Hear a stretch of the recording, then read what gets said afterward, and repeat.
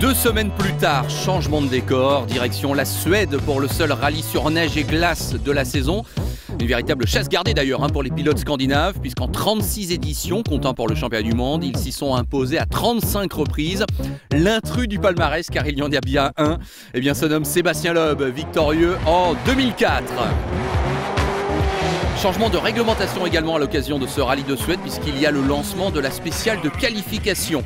Et oui, maintenant tous les pilotes pointent dans une spéciale avec un passage chronométré, et les plus rapides sont ensuite les premiers à choisir leur position sur la route pour la première étape. Et l'histoire retiendra que c'est Jari-Matti Latvala qui aura été le premier vainqueur d'une spéciale de qualification. Et il va choisir de partir en 17e position sur la route pour le début des hostilités.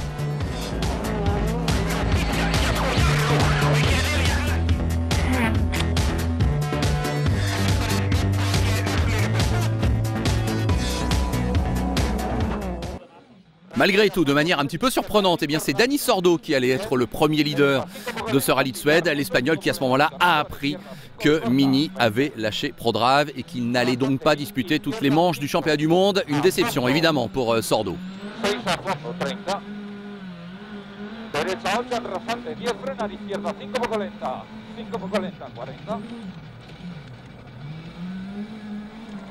Des superbes décors, évidemment, c'est magnifique.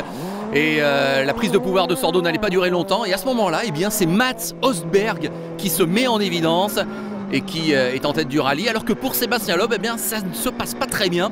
D'abord, il a subi une pénalité de 10 secondes un petit peu plus tôt suite à un retard à la sortie de l'assistance. Et puis on le retrouve là, Sébastien Loeb, dans la 7e spéciale. Regardez, c'est rarissime, mais le Français va partir à la faute.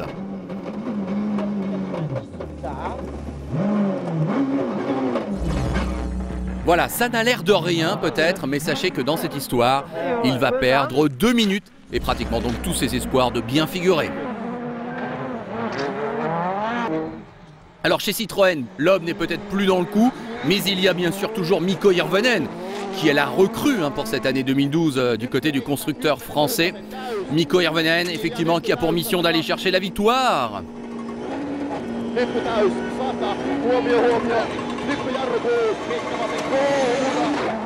Oh, c'est toujours fabuleux de voir ces passages à plus de 200 km/h sur la neige et sur la glace. Et puis regardez là, incontestablement une des images de l'année.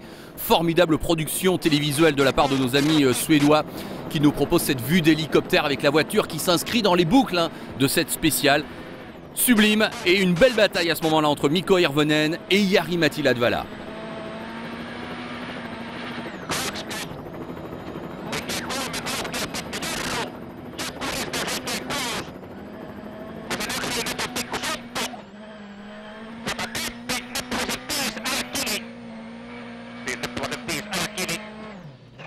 Le chrono de référence à ce moment-là pour Mikko Hirvonen. Est-ce que Latvala peut aller le chercher? La réponse est positive. Et sachez qu'en dépit d'une crevaison lors de la dernière étape, c'est bon pour Latvala qui gagne pour la 2e fois en Suède. Et c'est aussi la 80e victoire de Ford dans son histoire en WRC.